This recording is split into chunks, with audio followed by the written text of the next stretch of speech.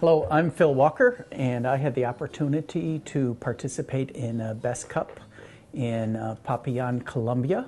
Part of our regular routine was in the mornings we would cup various coffees and kind of rank them accordingly to what they call the Specialty Coffee Association guidelines. But then in the afternoons we got to visit various coffee farms and see the variety of production methods. The way the coffee auction works is that we as a group narrow down the top 30 coffees to 15. And then those are ranked based upon our collective scores. So we all scored the coffee, and there's just a little bit of subjectivity to that, but not a great deal, because our scores were within 2 points of one another. And then the top score gets ranked number 1 down to 15. And then those coffees are all presented at auction in a kind of a very festive environment in the middle of Popayán, and where all the producers are coming, where they have different dancers, a lot of loud noise. They line us up and we're all given paddles to auction on these particular coffees. The coffee which I chose was in the top 15, of course, and the farmer, I didn't realize, or the producer in which we bid on, he had sat right behind me the evening before after a big dinner, him and his family. His daughter was trying to communicate in English. I was trying to communicate in Spanish.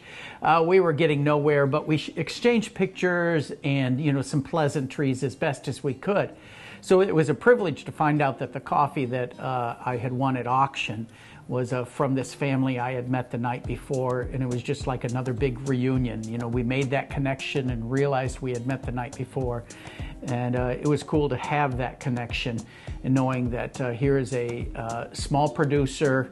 The acreage is maybe 10 to 20 acres, not very large, but we were able to get 7 bags of his coffee. Having the privilege of visiting origin or particular countries that produce coffee or something in the nature of Best Cup, it does bring you back to kind of a touchstone, to the reality that this just isn't a product that is being produced and putting on a shelf.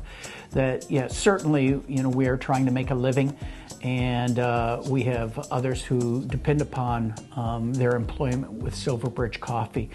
But the chain goes back to the farmer as well, to the producer, to these individuals, these small little farms, these haciendas, with children and people who have hopes and dreams as well. So taking care of the coffee, making sure that we properly care for it, properly roast it, present it to you in such a fan, and as well as do a better job educating our consumers on where this coffee comes from. Our imagination goes back to, mom and dad with the old standard brand names that we grew up smelling, waking up in the morning to eggs and bacon and the smell of coffee.